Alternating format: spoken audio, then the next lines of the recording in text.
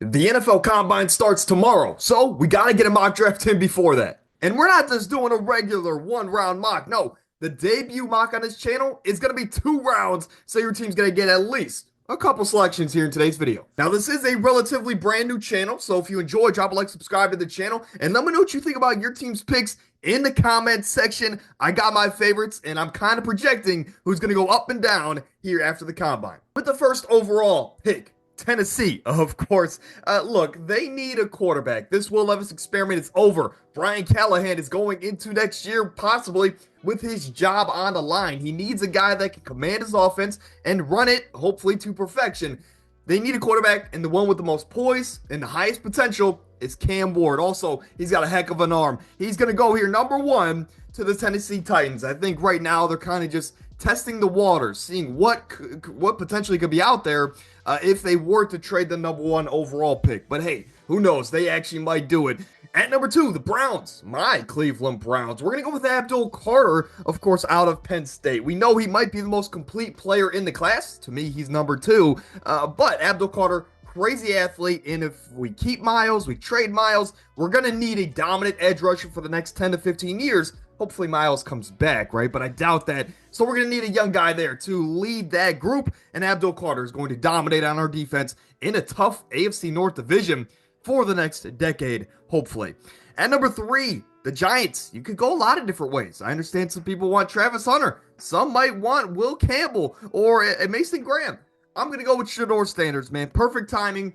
Quarterback is the most valuable position in football, maybe in all of sports, and the Giants need one. So we're going to go out there and grab a quarterback that they like. And of course, Shedeur, big market for his name. It's a perfect fit. And he gets a Malik Neighbors from day #1. At #4, the Patriots can go a lot of different directions. But since this is a 2-round mock draft, we are going to address the other huge need later. So stick around for that. But for the Patriots at 4, we're going to go Travis Hunter, right? Let's just go out there and get the best player available. And this is a guy that gives us corner flexibility. Can you imagine a duo of Christian Gonzalez and Travis Hunter? But then he can also play in the slot on offense, of course, at receiver. And he just gives you the best of both worlds. So why not take a 2-for-1 shot and hopefully at least one of them hits?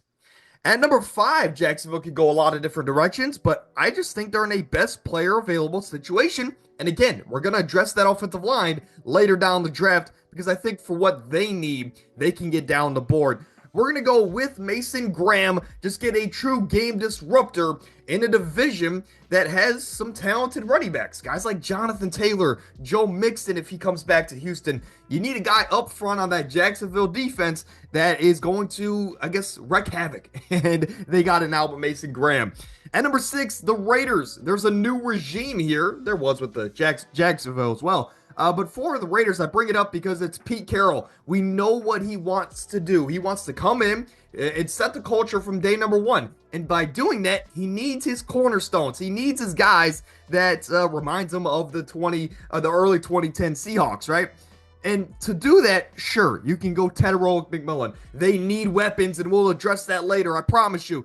But as of right now, I think you go out there and you know he wants his cornerback 1. You know Pete Carroll loves to play physical, press man-to-man defense, and he also wants smart players in his secondary. Will Johnson does a lot of that. Of course, first-team All-American just 2 years ago. And this past year, when he was healthy, he had 2 interceptions.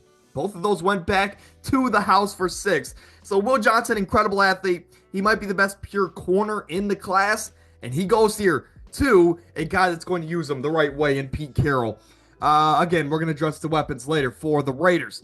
For the Jets, you're up here, and I think it's best player available. New regime with Aaron Glenn taking over. His no-nonsense mentality. We need some players that are going to, I guess, model that.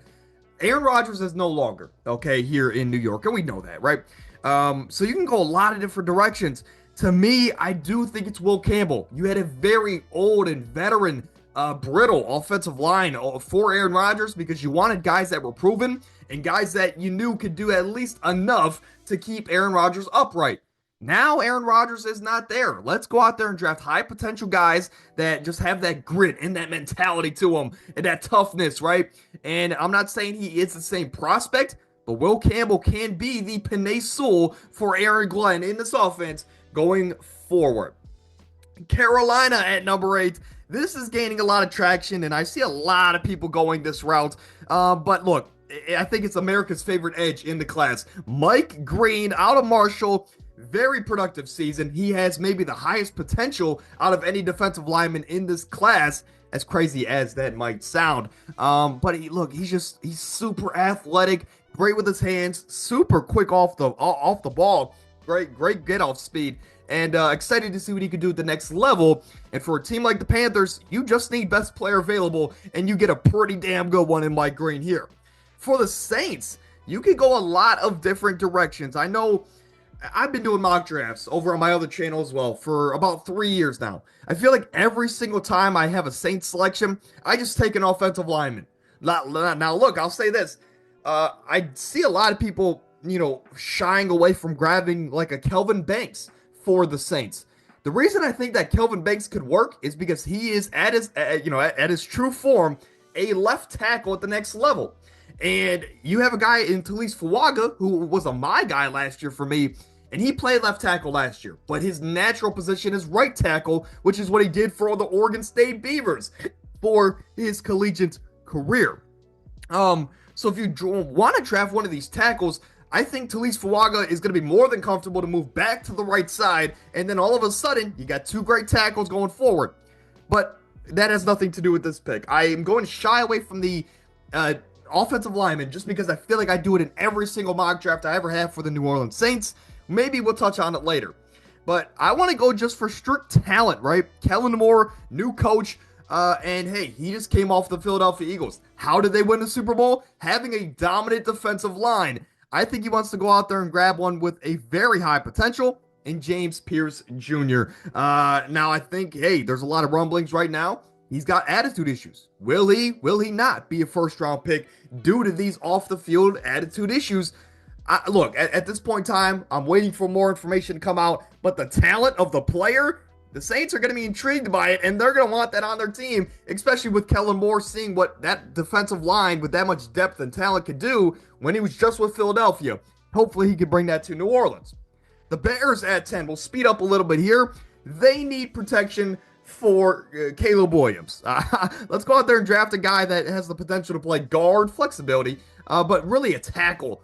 We can't have Caleb Williams getting sacked 60 times again next season. Let's get Kelvin Banks out of Texas, might be the best tackle in the class, and you get him at 10. I think that's a steal for Ben Johnson's first pick as the Bears head coach. And again, we're gonna address those trenches there in Chicago later down the board.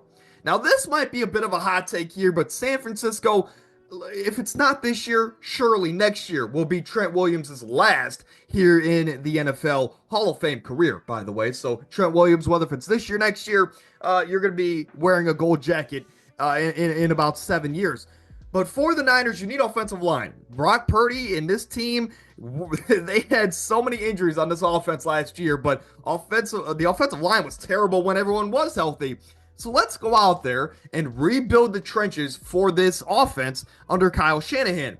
To me, I want to go out there and get a guy that can play tackle, but he can also play guard in case a guy like Trent Williams or, whoever wants to play a couple more years. I'm going to go out there and get a guy that's a winner, a guy that only allowed 2 sacks last year on over 450 passing snaps. He didn't allow a single pressure last season, and he played really good at guard. At the beginning of the year, this team had some injuries, and he flexed out the tackle. He started off rough, again, in a game against Texas, but to close out the year and on the route to winning the national championship, he played really good at tackle. Donovan Jackson is a true interior guy, but as we saw last year, he has the potential to play tackle, as he did for the Buckeyes down the stretch of the season. You get a guy that could do really good at either guard or tackle, and I think the Niners are pretty happy with that selection there. Dallas, you need talent, and this is going to be my rationale here because I think everybody is kind of saying that Ashton Jeanty to Dallas. Jerry Jones isn't afraid to draft running back early, okay? Get that out the way. 1, right? 2, Jeanty is one of the best running back prospects we've seen in a decade because he's just that dominant and that athletic. He just has a relentless motor to him. and game-changing ability. So a top 5 player on my board, Ashton Jeanty at 12. I think if you're the Dallas Cowboys, you're looking at your roster and you're saying, is it the biggest need? No. Rico Dowdle just ran for 1,000 yards. But what I do know is that you have a new coach, and he might want to come in with a quarterback that's coming off a pretty bad knee injury and say, how can we make his job easier? How you do that, you grab 2 running backs that can split the load like Detroit does in Jeanty and Rico Dowdle, and then down the board, rebuild this offensive line and make Dak's job easier. Throw when you have to, not, seemingly every single play where, again, you don't really have that many talented weapons on the outside. Let's dominate the trenches here in Dallas. And again, some of your divisional rivals do that exact thing like the Eagles. So let's match fire with fire and grab Jeanty, have 2 great running backs, and they can split the workload, making Dak's job easier coming off a pretty bad injury.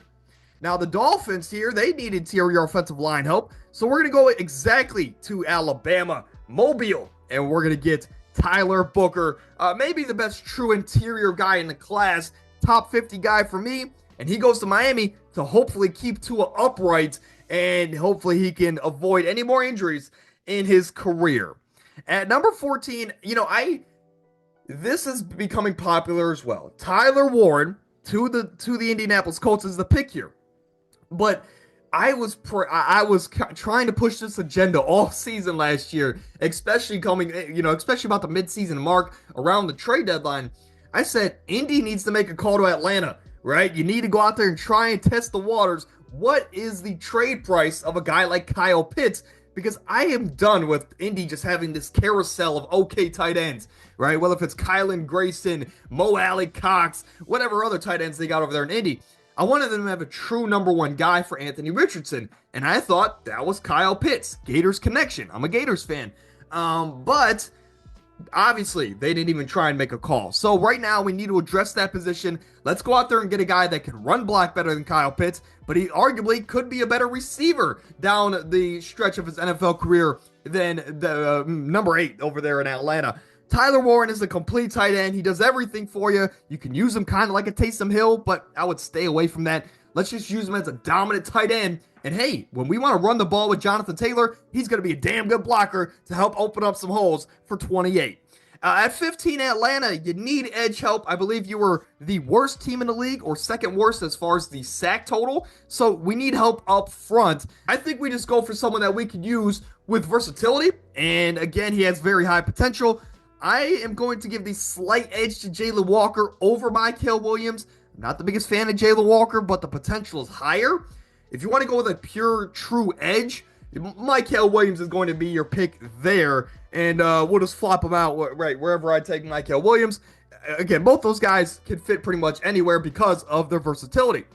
At 16 is my guy. I love this dude, and he is my favorite player in this year's class. Look, Arizona, you need talent all around. And to me, you need to beef up the trenches. When you're in a division where you got the Rams who run the ball, the Niners, that's their MO, and the Seahawks, they got talented running backs. Let's go out there and dominate the trenches. And to me, I'm going to go out there and get, again, my favorite player in the class, Walter Nolan, out of Ole Miss. Just a disruptor, man. If you haven't watched him, if you haven't heard much about him, he's just dominant. And I understand he might not go in the top 10, top 5, and I might even be pushing it here, have him going in the middle of the first round. But I love Walter Nolan that much that Arizona gets a steal, in my opinion, in the middle of the first. Now, since he's up and they need help on the back end, I do think that they fold. I do think that they do bring back T. Higgins and Trey Hendrickson. So you got a little bit more help in your trenches on the defensive end, and you get another option offensively. So when I'm looking at it, I'm saying, hey, Cincinnati, let's go out there and get some secondary help. We've lost a lot of key secondary pieces over the last few years. Let's add one here in Jahdae Barron, a guy that you could play either in the slot or on the boundary, which he's done, and he's been first team All Big 12 and All SEC the last 2 years. I like him. He's a baller. He's going to help out Cincinnati in a big way. It's just a different shade of orange. For Seattle, you need interior offensive line help just like Miami. You had a bottom 3 offensive line according to PFF last year, And a lot of that became because, well, your interior was pretty much that bad. What I'm going to do is I'm going to go grab a guy in Josh Simmons out of Ohio State. If you want to go Armand Membu here because of his potential, I see it. Okay, I'm not going to argue you there. So again, a lot of these interior offensive linemen, whether if you want to go for potential or a guy that's a little bit more polished, you could swap these guys out. I think Josh Simmons has a very safe floor compared to Armand Membu, and maybe not as high of a ceiling, but you know what you're getting out of Josh Simmons, and sometimes you just want to take the guarantee. So again, talented guy. It says he's a tackle, but he played guard at Ohio State, and I think he's going to do that for the Seahawks at the next level. Tampa Bay is up here, and I think they get a steal. I do think Chris Godwin comes back, but now you get a third guy. Baker Mayfield just had a career year passing the ball, but you lose an offensive coordinator, so some kind of a way to make up for a new change, an offensive coordinator and a new scheme, add talent. You get Tedorolic McMillan, a guy that could have went in the top 5. You get him here at 19, and now you got a receiving core next year, let's say around the midseason mark when Godwin's healthy. To have 2 big body 6'5" guys on the outside with Godwin in the slot, this offense is going to be scary, and Baker might be in MVP conversations based on his stats alone next season. I don't think he's going to win it, let me clarify, but his numbers will be there. That's for sure. At 20 is the Broncos, and we're just going to fully embrace the old New Orleans Saints. We need a dominant tight end to be in this offense and to be the quarterback's best friend. Now, the question is, do you want a guy like Harold Fannin that might have maybe the highest potential in the class?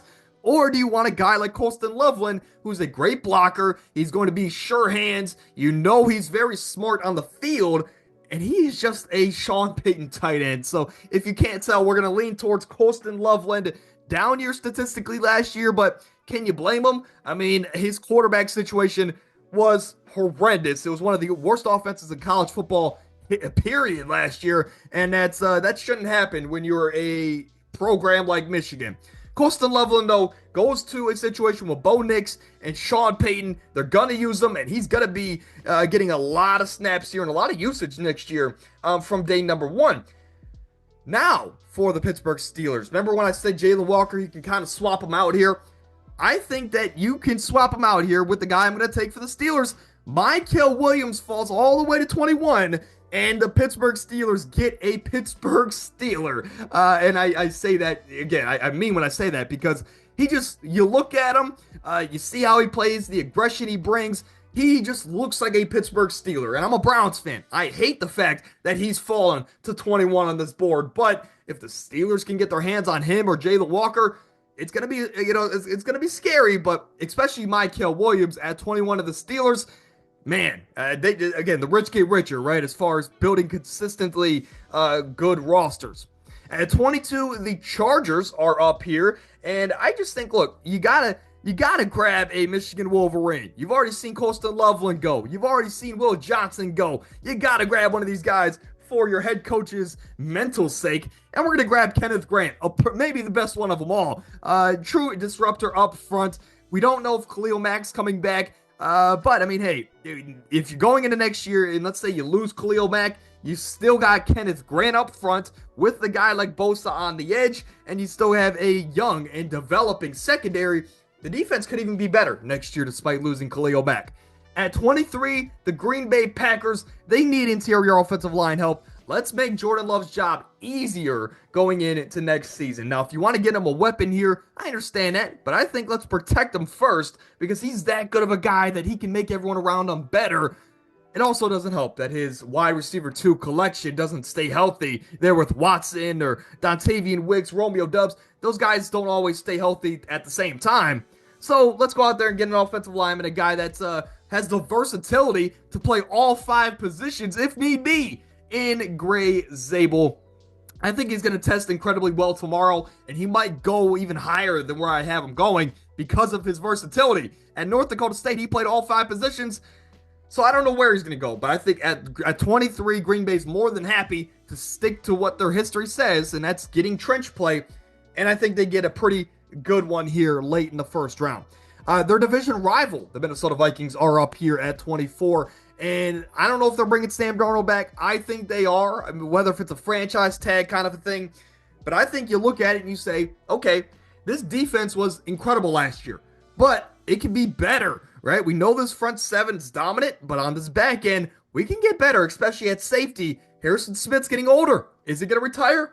Is he not? I think he's coming back for one more year. And the perfect thing to do is have a mentor. We're going to grab Malaki Starks, a true ball hawk, my safety one in the class.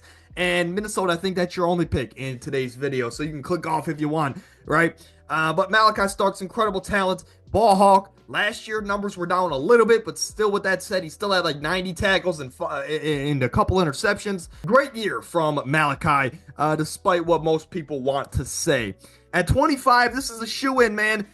Look, Houston, we don't know if Stephon Diggs is coming back, and he just had a pretty bad injury, so he's going to be out for some time. Tank Dell, we know what happened to him late in the season. So going into next year, you don't have a true dominant tight end one. Dalton Schultz is okay, right?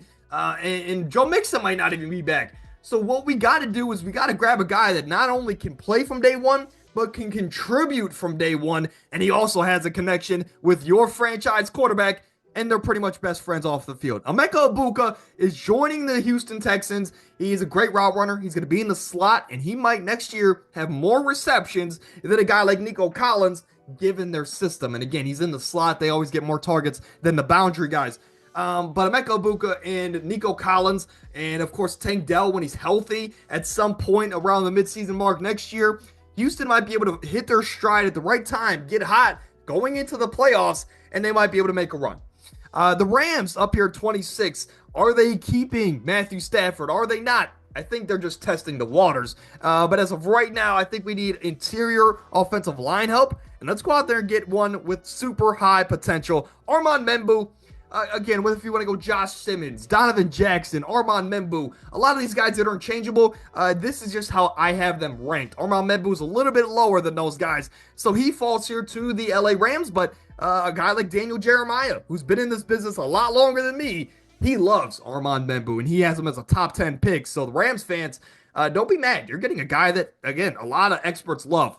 At 27, the Ravens, you need some help on the back end of the secondary. So we're going to go with Benjamin Morrison. Might be my guy in this class. Now, last year did have a bit of an injury, right, to his knee. And again, he's already back practicing and all that stuff, so you don't got to worry about it. But what I will say is that over the last 2 years for the Fighting Irish, he was dominant. He was a boundary lockdown cornerback.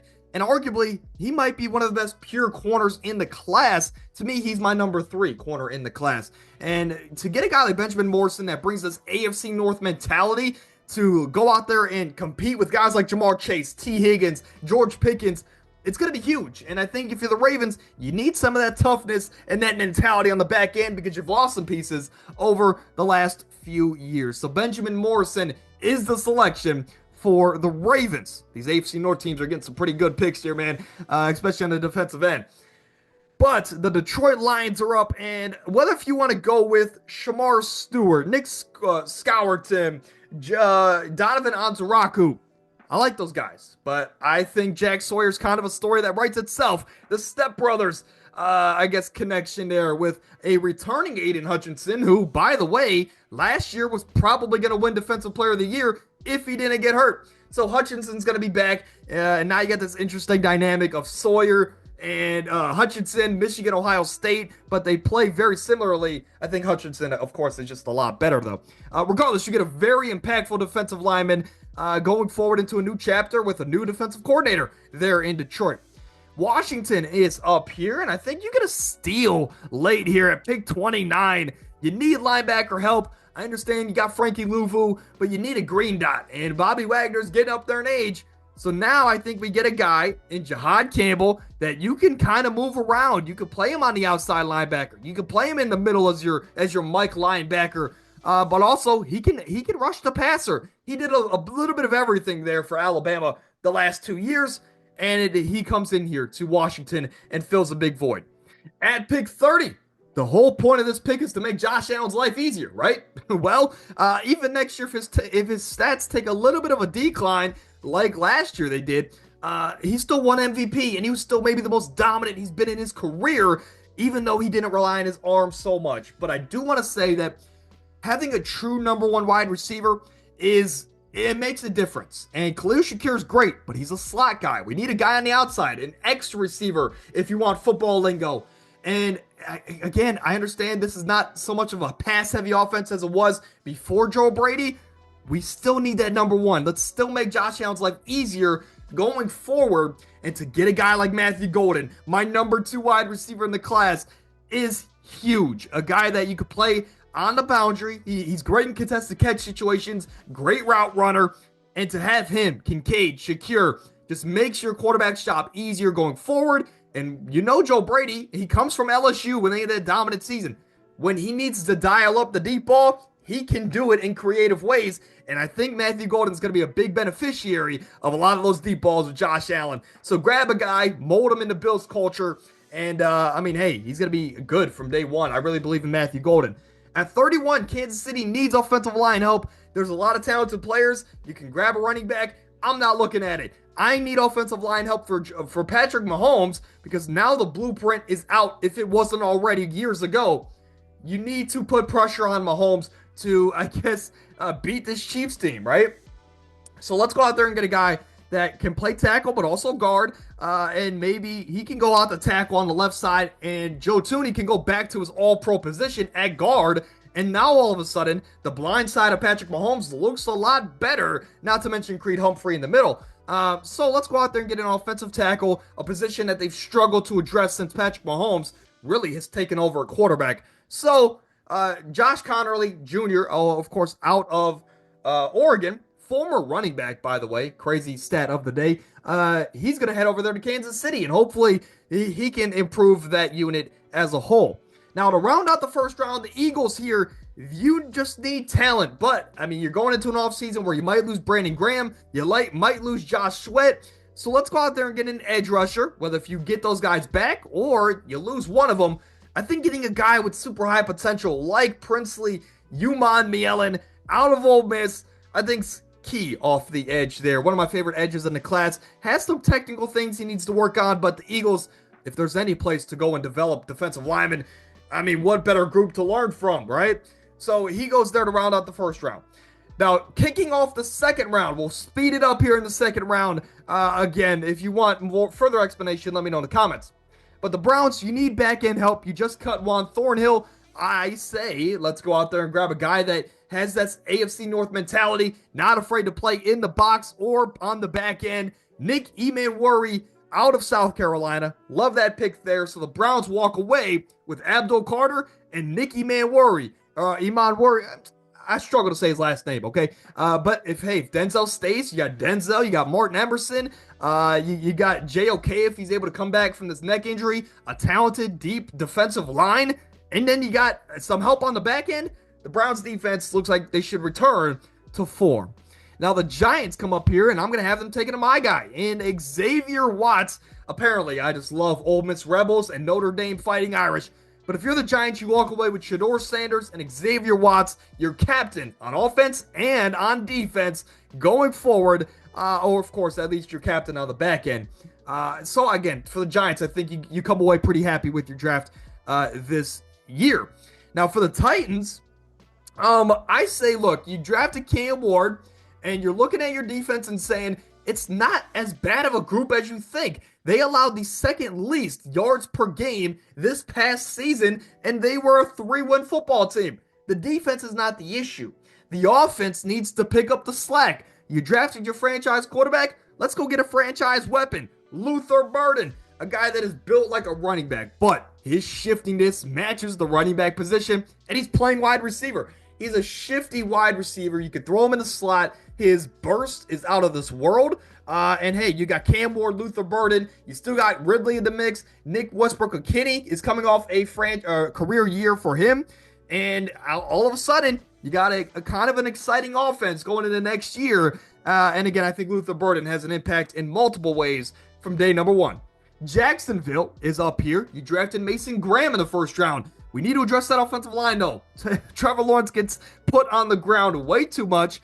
And I think, especially on the interior, you need some help. So let's go out there and grab my highest interior guy left, and that is Tate Ratledge out of the Georgia Bulldogs. Dominated for the Bulldogs up front, and hopefully he can bring that to Duval. I know I didn't say that the Liam Cohen way, but hey, the Raiders are up here. You need offensive help. You drafted your quote unquote Richard Sherman going forward for this Pete Carroll defense, but now we got to help out the offense. And sure, grabbing a receiver definitely helps, right? You need some weapons on the outside. But when I look at this team, they don't really have a quarterback. And when I look at this team, I say, okay, whether if it's Aiden O'Connell or a veteran quarterback that we bring in through free agency, unless it's Rodgers, we need a guy that can make the quarterback's life easier. And to do that, it's to control the ground game. And to me, let's go out there and get a guy that is great in the receiving game, has super high potential, but also he can be a bell cow running back. That is Omarion Hampton. I think at pick 37 is a steal. And for the Raiders, you come away with a bell cow running back and a potentially generational corner. I think you're pretty good to start this Pete Carroll era. 38, new era here with Mike Vrabel at the helm, and you drafted Travis Hunter for the New England Patriots. But now we need some offensive line help, man. And to me, I like the guy. I'm going to do justice by him and not pronounce his last name. But Jonah, big boy out of Arizona here, can play multiple positions on the offensive line. But I think he's going to be an interior guy at the next level. And you really help out this, of course, New England Patriots offensive line. But I do think, again, last year he played some tackle for the Wildcats. He can do that if need be for the Patriots. Now, the Bears are up here with two out of the next 3 picks, and you drafted Kelvin Banks in the first round. Okay, now I think we just need to go to the defensive end. You got Montez Sweat, you got a good young secondary, but let's go out there and let's address this defensive line. I think getting Derek Harmon at this point in the draft is an absolute steal. So now you got a potentially generational offensive tackle, and then just a disruptor in the middle on the defensive end. It's going to make Montez Sweat's job a lot easier going into next season, and his job was already looked easy because he led the team in sacks. So if this team can stay healthy on that defensive line, Derek Harmon is a huge addition at this point in the draft. The Saints, you drafted James Pierce Jr. I think you go out there and continue to add depth to this defensive line. You can get a Tyleik Williams, which I think would be a huge addition. And honestly, I might go that route. But also, I think you look at the board and say, Shamar Stewart is still on the board. I understand the effort. There was a lot of effort questions about Shamar Stewart. But at the end of the day, we know the Saints love their trench play. And you go out there and you now have James Pierce Jr., Shamar Stewart, Cam Jordan in the mix. You have all of a sudden a great rotation here on the New Orleans defensive line in a division where you have talented quarterbacks. So we need to put pressure on them at all times. And getting this deep and talented defensive line with a lot of youth, I think that's a great start. For the Bears, you're back up here. You have Kelvin Banks, Derek Harmon. I think you need a center. I think right now you need an interior offensive lineman. And sure, you can go edge rusher, but again, they have Montez Sweat. But to me, I think you just continue to address this offensive line. I don't care who was there before. They weren't good enough. We're going to go out there and get the best true center in the class in Jared Wilson out of Georgia, who dominated in his first and only year as a starter, first team All-SEC for a reason. The Bears walk away with trench warfare now that Ben Johnson is taken over. For the Jets here at 42, you had Will Campbell in the first round. Let's go out there and get some back-end help, right? Aaron Glenn, he's a defensive guy. You know that's an area he wants to address. You already got Will Campbell. I think you have good cornerbacks. You'll bring DJ Reed back in free agency. Let's go out there and get another very talented and smart safety here who's great in coverage and can also play in the box. Jets are getting a guy that only missed 1 tackle in his entire collegiate career. He's a willing but also great tackler in Kevin Winston Jr., and he, of course, joined Sauce Gardner in the secondary. The Niners are back up here, and of course, they addressed their offensive line in the first round. He's way better than a C+, which is what they're giving the pick. I love Donovan Jackson. I think he's going to be special at the next level. And the Niners, again, to get the versatility up front. But now let's go to the back end, man. We need some secondary help. We've struggled over the last couple of years, and we might lose our number 1 corner in free agency. So getting a guy like Siobhan Revel, out of East Carolina, a guy that brings all the tools and the physical things that you want to see out of a number one lengthy cornerback. And again, I know he's coming off the torn ACL, but he's had plenty of time to recover. He will be ready for day one, and the Niners get potentially their next cornerback one. Now, if they can bring back Charvarius Ward, now all of a sudden you got two very intriguing corners there in the NFC West to help out with teams like the Seattle Seahawks and the LA Rams that have multiple good wide receivers. Now, the Cowboys are up. They drafted Ashton Jeanty at pick number 12. And now, where do we want to go if you're Dallas? To me, I think you go out there and address this offensive line. Again, you got a quarterback coming off a pretty bad injury. Let's make his job easier. Let's go out there and get a guy that dominated Senior Bowl weekend, Ariante Ursary out of Minnesota. I like his tools, a lot to like there, but he just needs to polish his game there. And again, Dallas is one of the best at developing offensive linemen. Now, the Colts are back up, Tyler Warren in the first round. We see the direction they want to go there, but now I think we look at it and say, let's go out there and get a true number one boundary corner, a guy that we haven't had in years, a position that we haven't had in years on the boundary, right? And to me, I think you go out there and get a guy that's physical. He's going to be in press man-to-man coverage with the Nico Collins of the world, the Calvin Ridleys of the world.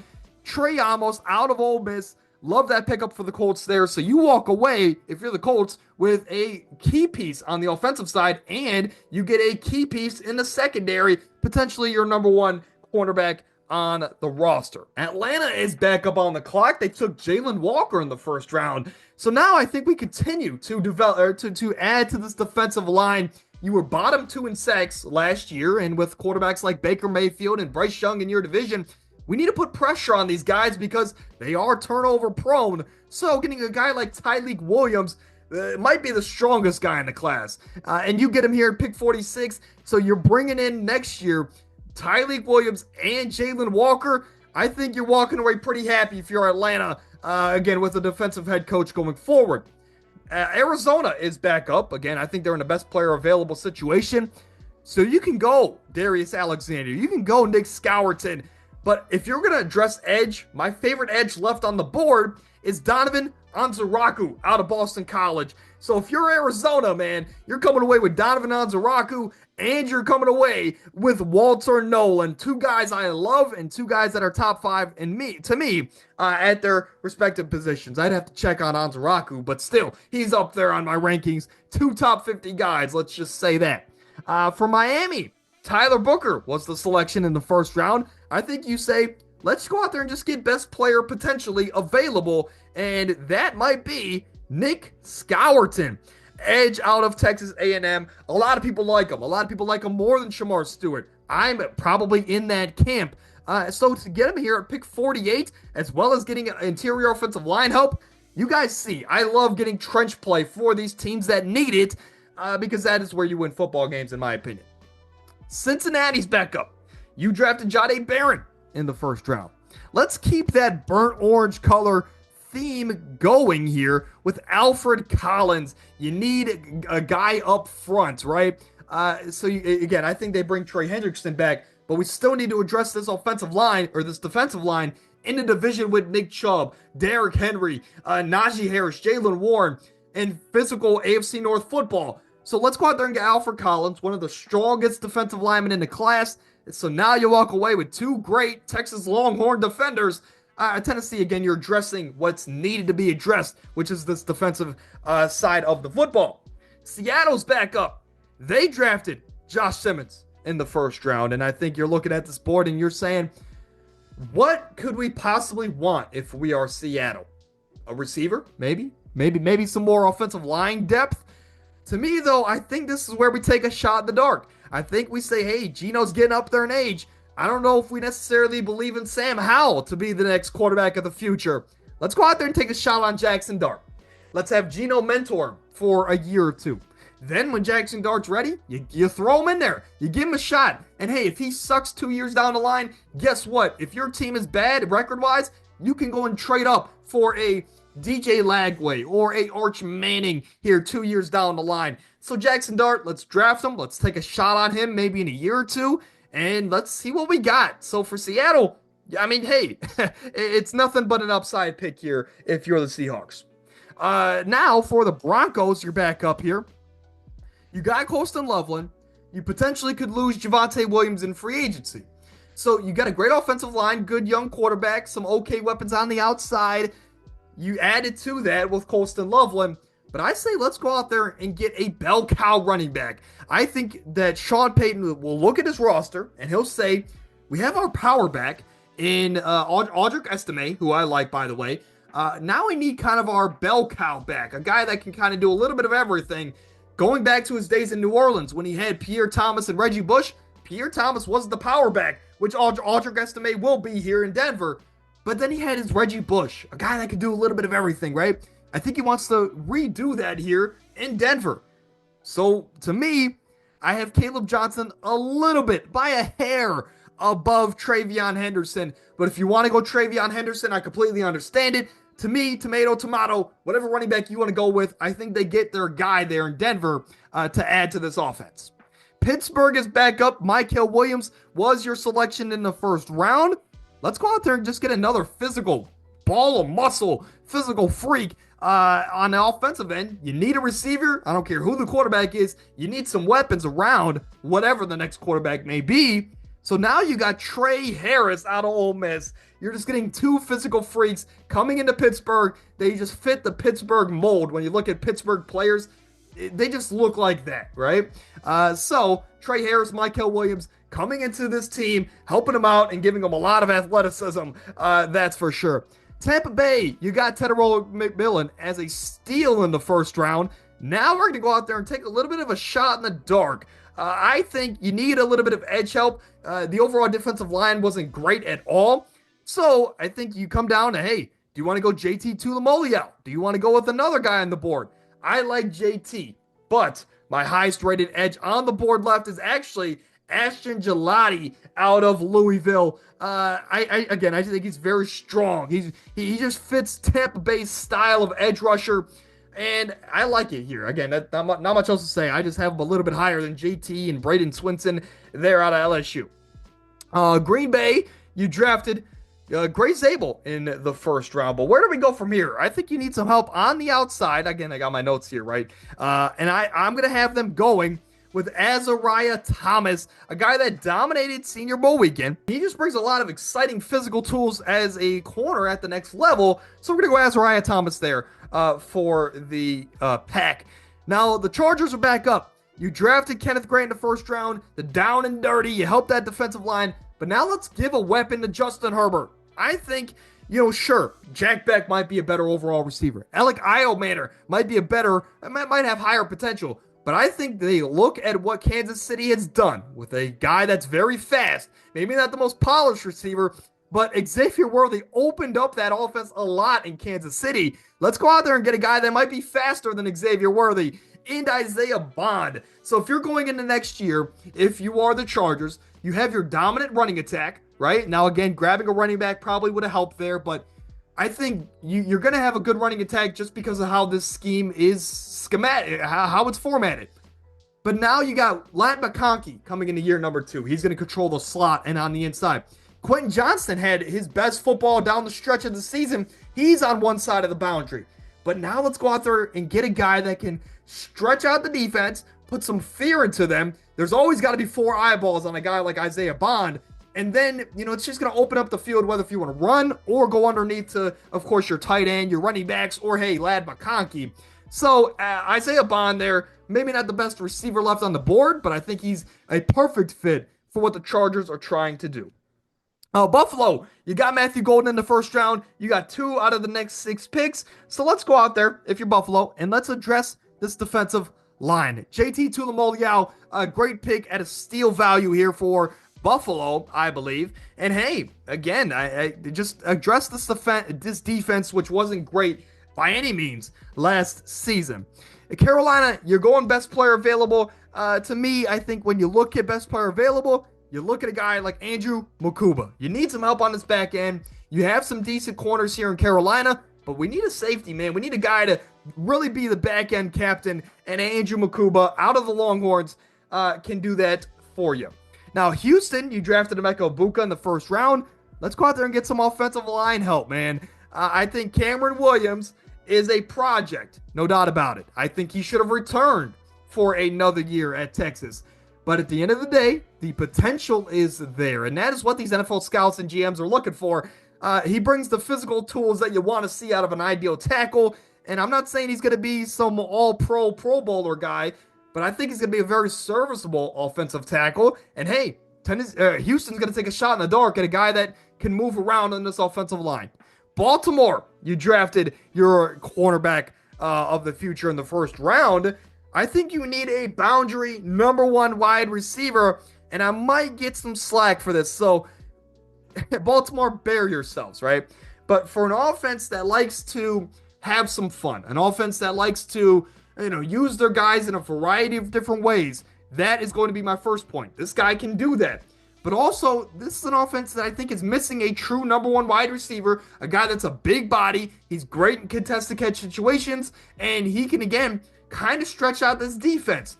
I'm going to go with my top 4 wide receiver on the board in this class. It's a bit of a reach, but you're going to get Savion Williams out of TCU.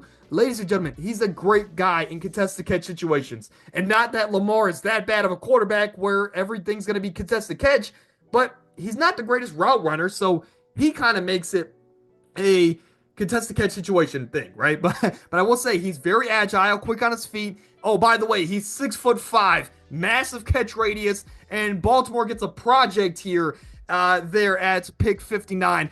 I like it. Is a bit of a project, yes, but I think the potential is out of this world. Last year, 6 running touchdowns, 6 receiving touchdowns. He does a little bit of everything. He did for the Horned Frogs. He could do it for the Ravens. Detroit is back up here. I think you look at what you have and you say, we need to continue to add depth to this defense because they had so many injuries last year. Nothing's a guarantee. And I think you look at it, Carson Schwarzenegger out of UCLA, I think is my highest linebacker left on the board. But I think a guy that's going to fit the mold of a Dan Campbell player more is a Chris Paul Jr., of course, out of the Ole Miss Rebels. So Detroit, you're coming away with Jack Sawyer and Chris Paul Jr. I love that draft for you. You need defensive line depth and defensive depth, period. And you get that here in those 2 selections. Now, Jihad Campbell was the selection for the Commanders in the first round. And now at pick 61, where do we want to go? I think you go out there and continue to address this defensive line. Now, if this team ends up trading for Myles Garrett, this selection doesn't make sense. But getting a guy like Braden Swinson, he has that fierce mentality, man. He plays like he's trying to kill you there out of LSU. Bringing that to Washington to help out a much needed, I guess a depleted, really, front 7 outside of Jonathan Allen there in Washington and Daron Payne. Getting some edge help, which they do with Braden Swinson, but also some linebacker help in Jihad Campbell, really just fits the mold of a Dan Quinn defense that likes to attack the opposing quarterback. So again, you get a lot of help there. Now, to round out this draft, we'll go through these because you can go anywhere with these picks here, right, to round out a 2-round mock draft. But if you're Buffalo, let's just continue to add to this defensive line. You have your number 1 wide receiver potentially with Matthew Golden. Now, let's address this defensive line. I think corner is definitely in play here, but I think you need interior help. And let's get a guy that dominated Senior Bowl weekend. Darius Alexander out of Toledo. Now you pair him with JT Tuimoloau, Ed Oliver. All of a sudden, that defensive line looks pretty talented going forward into 2025. Kansas City, they are up here. And I'm just going to have some fun with this pick, man. I think you could go running back. You can go TreVeyon Henderson, right, to be the true bell cow of this offense going forward. But I think Pacheco will look a lot better next year, and I don't think that's necessarily the biggest position of need. Let's go out there and just grab freaking talent, man. Kelsey's heading into his last year. You get a guy like Harold Fannin that kind of reminds you of a Kelsey, where he's smart in space. He can handle a lot of volume throughout an entire season, and he's just a pure receiving threat. So again, not the greatest blocker like Kelsey wasn't, but a great receiving threat for Patrick Mahomes going forward, and you can use him in a variety of ways. So Harold Fannin joins Kansas City as the rich get richer, right? And then at 32, to round out the draft, we don't know who is going to stay and who's going to go on this Philadelphia front. So you could go with Whether if you want to lose, whether if you lose Zach Bond, whether if you lose Josh Sweat, you're going to lose Brandon Graham. I say let's just continue to add some very talented high floor players to this defense that if they're drafted this late, they're going to have something to prove. Carson Schwarzenegger out of UCLA is going to join Philadelphia, man. You come away with Princely, Uman Mielen, and Carson Schwarzenegger. I think you're pretty happy for Philadelphia. Now, if you want to go with a Travion Henderson, just because why not? Let's just add him with Saquon Barkley. That is an option, and you're just going to be even that much more talented. But yeah, man, that's going to do it here for the draft. Let's see if I can exit out of this to give you guys a quick look at the overall board. And here it is. I'm going to scroll through the draft one more time before we get out of here. But hey, it is a new channel. If you made it to this point, well, hey, thank you, right? Today was a little bit weird. My voice, I've lost it a little bit. So that's why today maybe sounded a little off. But here's the first round. Of course, I'll scroll through it for you guys at home. Make sure you pause when it hits your favorite team. And let me know your favorite picks down below. Or hey, let me just know, what would you have done in a certain situation? What's something that I need to do going forward, man? Let me know. But in the round 2 here, of course, you see the players. As you guys can tell, I love trench play. And again, I think that's how you win football games. So, hey, that is why I had a lot of teams address those trench play questions. But that's going to do it. I'll see you guys tomorrow as we address the winners and losers of early NFL Draft Combine Day 1.